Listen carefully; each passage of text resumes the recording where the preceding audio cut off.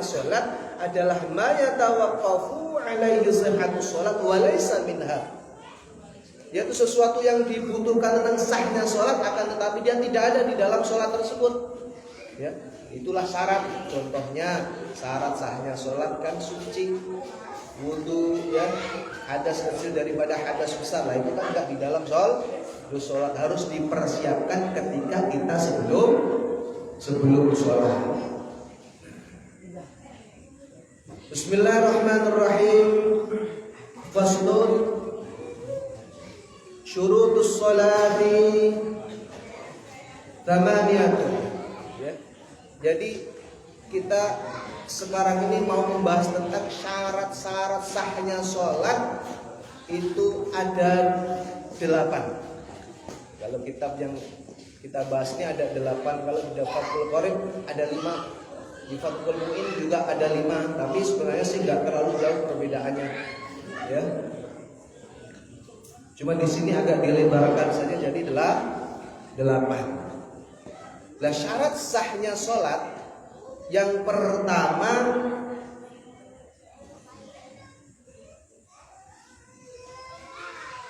at-taharatul hadatsaini, yaitu suci dari 2 hadas. Kita tahu kemarin sudah kita bahas hadas ada 2, hadas kecil dan hadas besar. Hadas kecil dan hadas besar. Inda qudratihi. Maksudnya di sini kalau kita mampu. Maksudnya bagaimana? Ya, istilahnya begini. Kalau kita sholat, itu syarat yang pertama kan kita harus ya diangkat nih hadas kecil dan hadas besar. Itu pun kalau mampu. Contohnya bagaimana kalau kita punya hadas akan tetapi kita nggak bisa bersuci, ya. Umpamanya di dalam bis, contohnya saja. Contoh di dalam bis ini kita udah mau masuk sholat. Akan tetapi kita tadi hadas kecil, umpamanya kita ini mau sholat tapi nggak bisa berwudu. Di situ nggak ada air, di situ juga nggak ada debu untuk bertayamum. Terus bagaimana? Berarti kan ini syarat pertama kita belum terpenuhi, karena punya hadas kecil nggak bisa kita angkat dengan wudu karena nggak ada air, dengan debu karena nggak ada, dengan tayamum karena nggak ada debu. Maka kita tetap sholat. Kita tetap sholat. Kemudian setelah kita sampai atau ketemu daripada air, ketemu daripada debu, kita mengganti sholat tersebut. Nah, itu maksudnya. Jadi karena memang termasuk daripada syahnya, ya, syarat sahnya sholat. Walau shollu biduniha walau nasiyan lam tasihhu sholatuhu. Lah kalau kita umpamanya kok kita ini sholat tapi lupa, tadi saya punya hadas besar tapi belum lupa. Umpamanya lah ada seorang bapak-bapak, ya, suami istri habis subuh, ya, kemudian berhubungan dan kemudian dia tidur, mungkin hari Minggu dia tidur, ya, setelah bangun jam 11:30 mau sholat, buru-buru si bapak ini langsung ke masjid, wudu langsung sholat. Setelah sholat ditegur pulang sama istrinya, Pak tadi belum mandi tiba-tiba sholat. Nah, ini kan berarti masih belum mandi besar. Nah, sholatnya orang seperti ini meskipun dia lupa, maka sholatnya tidak sah, ya, tidak sah. Beda kasus dengan tadi, ya, dengan di bis tadi kan karena dia meninggalkan hadas karena memang tidak ada alat untuk menghilangkan hadas. Tapi ini kalau lupa seperti ini maka dia sholatnya tidak sah. Sholatnya tidak sah. Itu yang pertama. Ya, nanti setelah ini boleh bertanya karena waktunya masih panjang. Ya, jadi boleh bertanya. Sekarang siapkan dulu pertanyaan. Ya. Yang kedua,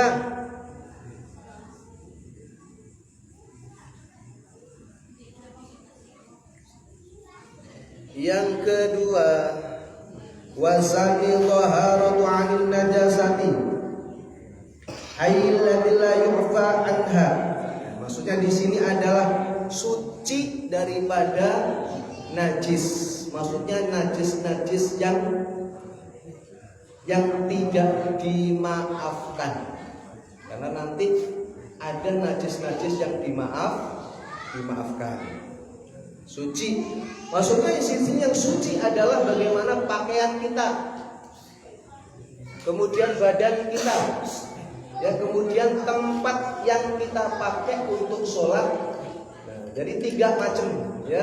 Kita suci daripada pakaian, suci daripada badan, suci daripada tempat. Jadi tempat, kalau kita mau pakai sajadah, kalau sajadah kita ini yang atasnya kita pakai sujud, ya, kita pakai pegangan, kita pakai injak, itu pun dipastikan harus suci. Kemudian badan kita pun harus suci, ya. Kemudian baju yang kita pakai atau sesuatu, ya, yang berhubungan dengan baju kita, umpamanya kok kita pakai baju panjang nih, tapi kok yang panjangnya tadi itu di situ ada tai, ya kan? Ada kotoran, ada najis, meskipun bajunya panjang tetap ini jadi termasuk daripada membawa najis karena dia nyambung ke pakaian kita. Meskipun ketika kita bergerak dia tidak ikut bergerak. Kemudian di sini dikatakan bahwa suci daripada najis yang tidak dimaafkan. Berarti ada najis yang dimaafkan. Ya, pertanyaannya adalah ada najis yang dimaafkan. Makanya di sini diterangkan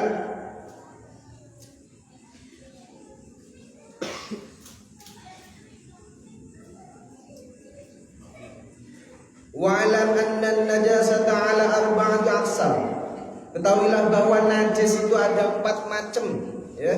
Ada 4 macam. Yang pertama qismun la yufa'anhu fit thawb wal ma'. Yang pertama adalah najis yang tidak dimaafkan, baik dia kena baju ataupun kena air. Yang pertama, ya, najis yang tidak dimaafkan ketika dia kena baju dan ketika kena air. Itu najis apa? Adalah najis-najis yang normal, misalnya tainya ayam, ya, sesuatu yang keluar daripada kubul atau dubul, ya, jalan depan atau jalan belakang, itu semua najis.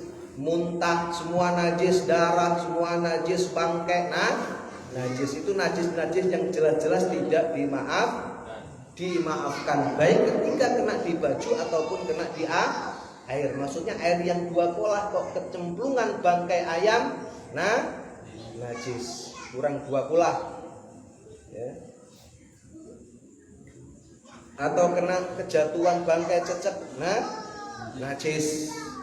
Ada 1 timba air kejatuhan, ya, bangkai cecek, ya kan, cecak. Nah, itu najis apa enggak?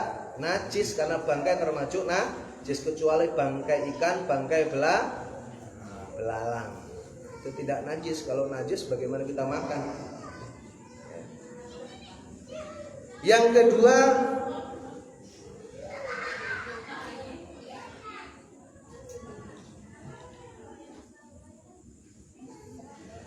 kedua, yu'fa anhu. Yang kedua,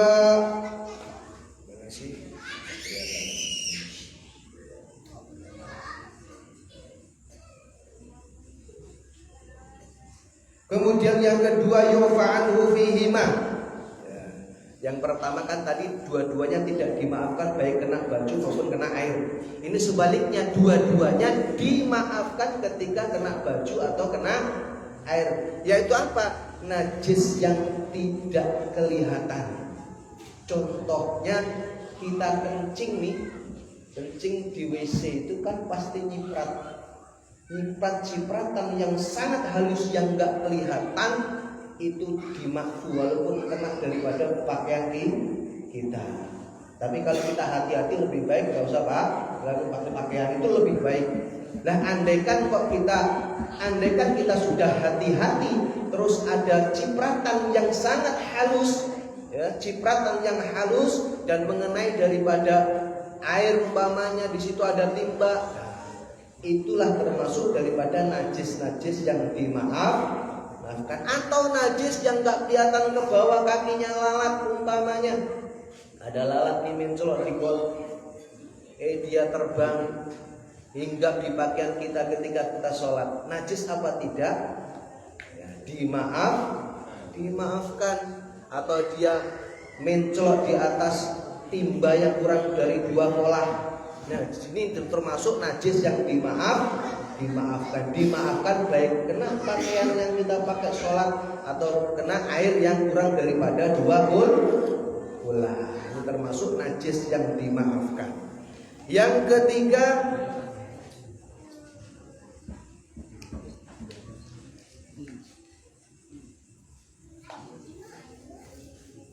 wa qismun yufa'alu fi thawb dunal ma'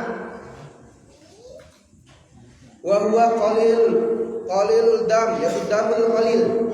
Yang ketiga adalah najis yang dimaafkan. Yang ketiga adalah najis yang kena pakaian tapi tidak dimaafkan ketika dikena air. Contoh damul qalil atau darah yang sedikit. Nah, sedikit ini berbeda pendapat. Kalau setetes itu sedikit, ya, ada mengatakan itu termasuk sedikit ijma ulama. Kalau 1 tetes termasuk daripada sedikit. 1 tetes yang kecil, bukan tetesan daripada jempol gede nih, bukan ya. Tetesan yang kecil, ya, itu dimaafkan ketika kena di baju, tapi tidak dimaafkan ketika dia netes di air. Contoh kita sholat,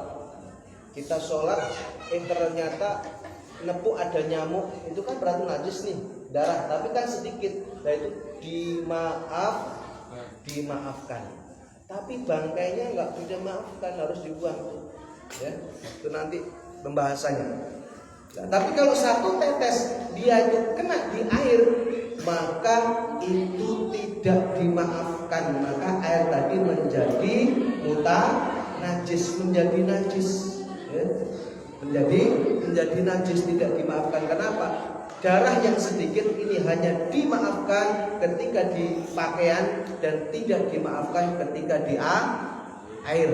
Dan yang keempat adalah najis yang dimaafkan ketika di air tapi tidak dimaafkan ketika di pakaian. Ini adalah binatang-binatang yang punya darah tapi tidak punya pembuluh darah. Contohnya nyamuk, contohnya semut. Itu dimaafkan ketika dia di dalam air. Umpamanya kita minum kopi, bangkai lalat masuk, itu dimaafkan. Padahal kan dia bangkai. Ada semut masuk, itu karena apa? Mereka punya darah tapi tidak mengalir, itu dimaafkan. Kena air yang kurang dari 2 kalah bangkai tersebut dimaafkan. Akan tetapi kalau ketika kena di pakaian kita tidak dimaafkan. Contohnya kita sholat, tiba-tiba pakaian kita ada bangkai nyamuk atau bangkai semut, bangkai kutu. Ini maka sholat kita tidak sah. Kenapa? Karena membawa najis. Maka ketika kita sholat umpamanya ada nyamuk mati di tangan kita atau di baju kita, maka harus kita ambil. Ngambilnya nggak boleh dijumput. Nggak boleh dijumput ini berarti kita megang najis, harus diselentik atau ditiup. Nah caranya begitu, nggak boleh diambil. Kalau kita ngambil begini berarti kita sengaja pegang najis dan ini membatalkan daripada sholat kita. Begitu juga bangkai semut itu di tempat sujud kita, jangan sampai kita nginjak semut. Nah, kalau nginjak semut mati, nah kita tahu maka sholat kita nggak sah. Kenapa? Kita nginjak najis, termasuk karena itu tidak dimaafkan ketika di dalam sholat. Nggak boleh kita bawa bangkai-bangkai yang tidak dimaafkan itu. Kalau dia dimaafkan, hanya dimaafkan di air bangkai-bangkai tersebut. Tapi ketika dia di baju kita dalam keadaan sholat, maka maka tidak dimaafkan.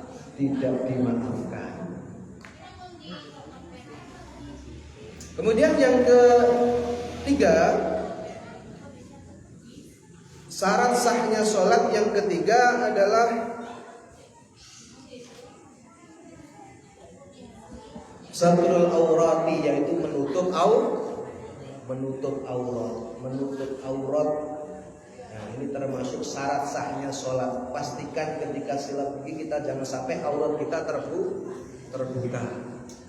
Ya, aurat kita, apalagi ibu-ibu, andaikan ibu-ibu sholat kok ada rambut satu aja panjang begini dan dia tidak masukkan lagi, maka sholatnya batal karena auratnya kelihatan. Nah, kalau bapak-bapak biasanya pakai kaos, ya kan? Kalau ruku tiba-tiba kelihatan belakangnya, ya itu sering di masjid itu. Nah, kelihatan daripada celana dalamnya itu berarti kan di bawah aurat itu. Nah, itu di bawah pusar, itu berarti batal sholatnya seperti itu. Kalau nggak cepet-cepet ditutup, bagaimana dia tutup? Rakaat kedua dia begitu lagi, maka seperti itu dipastikan batal. Nah, bagaimana menutup aurat ini meskipun kita di tempat yang sangat gelap? Mentang-mentang kan saya di kamar gelap, saya lihat diri sendiri aja, gak usah pakai celana umpamanya, sholat langsung dalam keadaan telanjang, ini pun tidak sah sholatnya. Ya, tidak sah sholatnya, nutup aurat. Termasuk daripada syarat sahnya sholat, wajib kita tutup. Dengan catatan adalah kalau mampu. Ada orang yang tidak mampu untuk tutup aurat, ya. Mampu untuk tidak tutup aurat. Dan namanya orang yang nggak punya sama sekali, ngutang juga nggak ada, pinjem juga nggak ada, maka dia tetap wajib harus sholat dengan apa adanya meskipun auratnya terbuka. Nah, orang-orang yang kurang syarat kalau tutup aurat ini tidak wajib i'adah, maksudnya tidak wajib mengulangi sholat, tidak. Berbeda dengan kurang syarat yang lain, itu wajib mengulangi sholat. Umpamanya, ya, syarat sahnya sholat kan tadi suci daripada hadas kecil dan hadas besar. Kita kok enggak, suatu ketika tadi nggak menemukan air, nggak menemukan debu, otomatis kan hadas kita nggak terangkat nih. Tetap kita sholat, tapi setelah itu kita harus wajib mengulangi. Begitu juga syarat-syarat yang lain, kecuali syarat tentang tutup aurat itu kita tidak wajib mengulangi.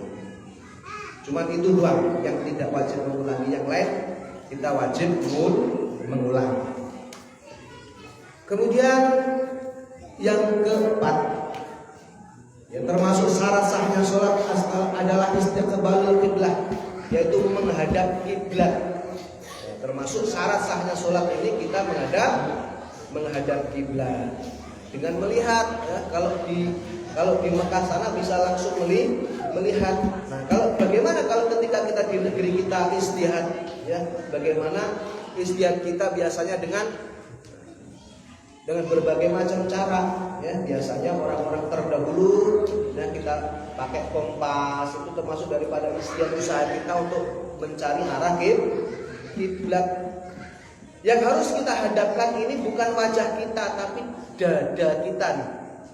Ya, dada kita. Maka kita harus jaga ketika sholat, jangan sampai dada kita ini berbelok arah daripada kiblat. Kalau wajah itu kita nengok sih nggak membatalkan sholat, tapi makruh. Tapi nggak membatalkan sholat.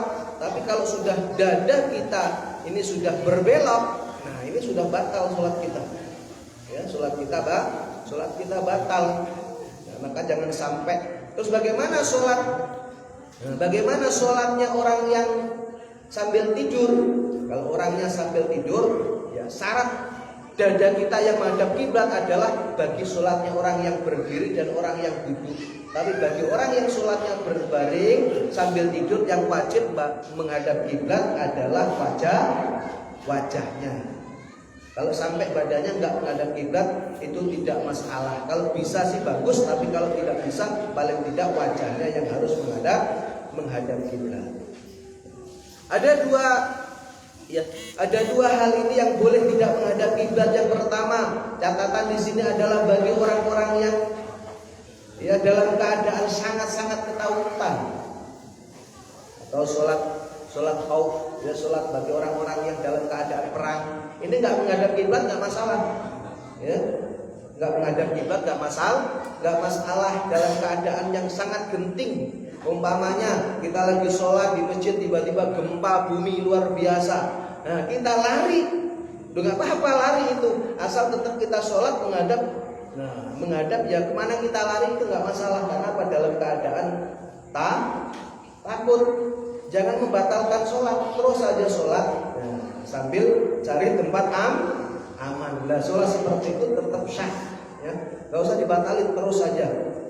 Terus yang kedua, dalam kondisi sholat sunat itu kita boleh nggak menghadap kiblat. Umpamanya kita mudik, ya kita mudik daripada nggak sholat aja deh, sholat tarawih di jalan umpamanya, ya sholat tarawih di jalan, di mobil di motor kayak nggak masalah. Bagaimana sujud rukunya ya kita dengan isyarat agak sedikit begini, terus sujudnya agak dalam. Lah itu sholat yang di atas kendaraan, bila itu kerja sholat sunnah maka boleh kita tidak menghadap kiblat. Bagaimana kalau sholat kita sambil berjalan? Nah, kalau sholat sambil berjalan yang boleh menghadap kiblat adalah ketika kita dalam keadaan rukuk dan dalam keadaan sujud, itu kita wajib berhenti rukuk. Kemudian selesaikan sujud, habis itu rakaat berikutnya jalan lagi menghadap, terserah kita. Nanti ketika rukuk lagi, ya kita siap-siap menghadap kiblat lagi. Nah itu sistem daripada sholat berjalan sambil berjalan kaki, sholat sunnah. Namanya sholat sunnah. Kalau sholatul khauf tadi itu nggak sholat sunnah wajib, nggak masalah. Dalam keadaan takut. Maka diceritakan ada kisah tuh yang pentingnya kita ini menghadap daripada menghadap kiblat ini sangat penting, ya. Bahkan dulu ada cerita Imam Syekh Nawawi Al-Bantani ini subhanallah luar biasa. Ketika beliau itu lagi singgah di masjid dulu tuh di Tambora. Di Jakarta tuh ada masjid namanya Nurul Iman dulu zaman Syekh Nawawi Al-Bantani. Nah, ketika Syekh Nawawi itu sholat di situ ada seorang Habib Usman, ya Habib Usman. Nah, suatu ketika para jamaah itu masjidnya itu ternyata tidak menghadap daripada kiblat. Maka Syekh Nawawi setelah habis sholat, beliau mengajak para jamaah, yuk kita sama-sama ulang karena sholat kita ini nggak sah, nggak menghadap kiblat. Maka sang Habib tadi mengatakan, loh kita ini udah bertahun-tahun loh di sini, ya kan menghadap sesuai daripada arah ini. Nah, akhirnya istihad Syekh Nawawi, istihadnya ditanya, istihadnya pakai apa? Kok mengatakan bahwa ini nggak menghadap kiblat? Nah, akhirnya oke lah kalau begitu jamaah disuruh berdiri di belakang saya. Kemudian Syekh Nawawi tiba-tiba membaca suatu doa, tampak langsung Mekah di depannya. Dan semua jamaah langsung melihat. Ini termasuk daripada kehebatan wali-walinya Allah Subhanahu wa taala. Tuyul ard, ya. Ilmu mereka itu bisa melipat bumi, ya. Bisa melipat bumi. Kalau wali-walinya Allah memang begitu, ya. Bisa melipat bumi. Kalau kita mau pergi ke Bandung aja satu langkah nyampe, ya. Ke Mekah satu langkah nyampe. Nah, ini ilmunya wali-walinya Allah Subhanahu wa taala. Dan itu enggak terlalu istimewa, ya, karena Dajjal pun bisa begitu nanti. Nah, makanya yang istimewa adalah orang-orang yang senantiasa taat kepada Allah Subhanahu wa taala. Kita lanjutkan yang yang kelima, yaitu dukhulul waqti, yaitu masuknya waktu. Kita harus meyakini, ya, di antara syarat sahnya sholat adalah yakin bahwa benar-benar sudah masuk waktu. Kalau kita nggak yakin dengan waktu, ragu-ragu dengan waktu masuknya sholat, meskipun ketika kita sholat kok memang sudah masuk waktunya, maka sholat kita tidak termasuk, sholat kita tidak sah. Kenapa? Kita masih ragu. Ini udah masuk zuhur apa belum ya? Karena masih ragu, belum yakin, sholat aja deh dalam keraguan-raguan. Meskipun sudah jam 1, sholat kita nggak sah. Kenapa? Karena syaratnya belum tercapai. Ya, kita harus yakin dulu masuk waktu. Yakin dulu masuk waktu. Itu penting istihad. Nah, sekarang bagaimana dengan jam, ya kan?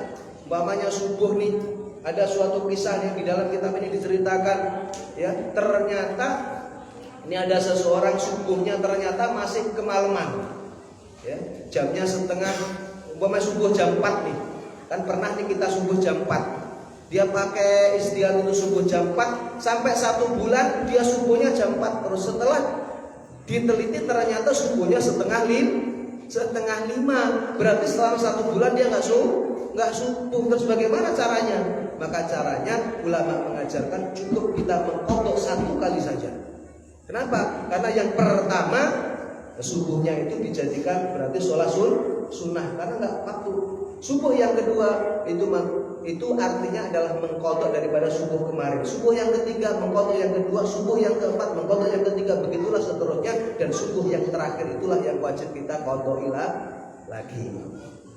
Nah, seperti itu. Kemudian yang keenam adalah al-ilmu bi fardhiyatiha, yaitu kita harus mengetahui fardu-fardunya sholat. Kemudian yang ketujuh wasabi'u,